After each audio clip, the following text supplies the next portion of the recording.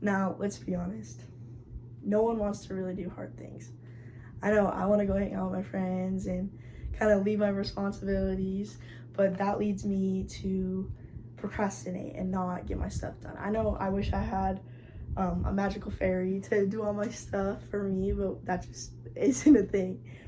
Now, today I'm going to be talking to you guys about procrastination and how vital it is to find ways to eliminate that. Now, in the class survey that we surveyed about procrastination, 9 out of 11 of you guys said that you would label yourself as procrastinators.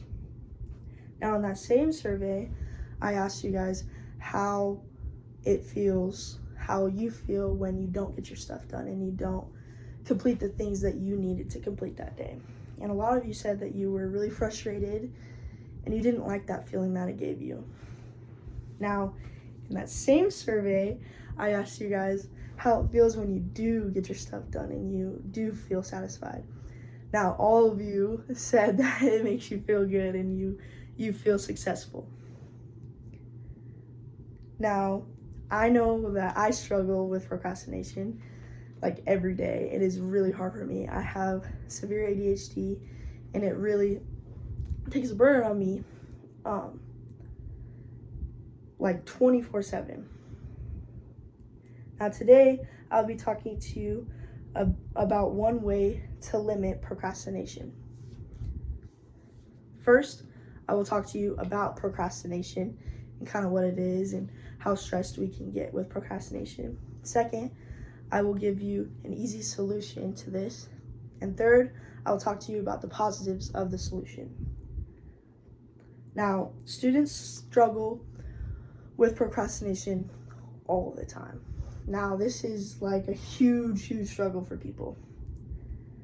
Now, after doing an interview with one of my teammates on ISU softball team, Cameron McDonald, she's also a college student, and we were just talking about her schedule and how she feels and how busy she is, and she kind of explained to me that she's so busy and her schedule just really takes a big chunk of her time, and she finds herself procrastinating all the time, and she finds herself feeling upset and almost angry with herself. Even if she does get stuff done in that day, she feels that when she does procrastinate stuff and she does put stuff off, it gives her more stress than it does ease her. Now she will have missing assignments and miss due dates that she knew were in her head, but she just procrastinated them and just forgot about them and had them in the back of her mind. And she knew that she could do them. They weren't hard assignments. She just missed them. Now, this is a huge... Now, college was a huge adjustment for her. It was in high school and it wasn't as hard, and when she came to college, it was very different, and it was a bigger load than she thought that she could take. Now, she had frustration. She never felt like she could fully get her stuff done in the day. Now, Cam is not the only one that feels like this. I know I feel like I know a lot of people feel like this the same way. To go a little bit on that, an article that I picked out when I was researching called Solving Procrastination states, studies show that 50% of college students procrastinate chronically. In that same article, it says 75% consider themselves procrastinators, and 80 to 95% of college students procrastinate. So this basically says everybody procrastinates. It's a natural thing. It happens. It gives you stress. That's just what it does. Now, this procrastination, a lot of students, I know I feel like this too, that I have a fear of failing. And in that same article, Solving Procrastination, it says 7 to 17% blame the procrastination on fear to fail. Now, this fear is a huge feeling that people get, and it makes them not even want to start, not even want to keep going with what they had rocking. They just want to cut it and just not even start because they're scared. Now, procrastination is not a very easy thing to get over. It is very hard. You can't just do it overnight. It is a difficult thing. Now that we know how powerful procrastination is,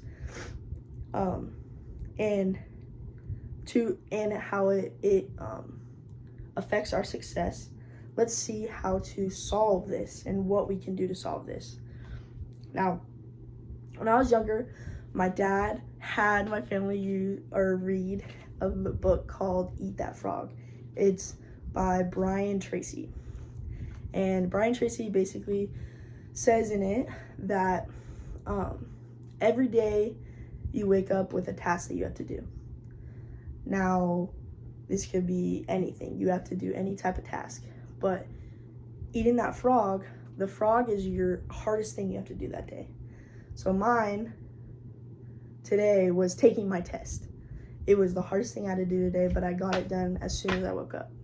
And it alleviated my stress and made me like, oh, I can do whatever I want today, because I ate that frog that in the morning, and it was the first thing I did. And it just alleviates and stops the procrastination entirely. Now, I will say though, this is a very, very hard thing to do, especially when you're a college student. You don't want to do the hardest thing on your list. It's not realistic. It's hard. And the only reason I do it is because I grew up doing it. I grew up reading that book. But I will say, as a college student, I have learned that making a checklist and checking it off every day is the most beneficial thing I could do for procrastination. Now, making a checklist every day doesn't have to be a huge one. I usually do about 10, and it's making my bed, like just anything I have to do that day, I put it down and I just mark it off.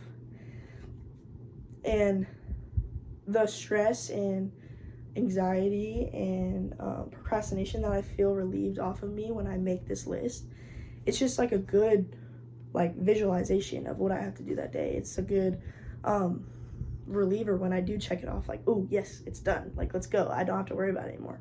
It's like visualizing that you did succeed that day, you did get stuff done that day.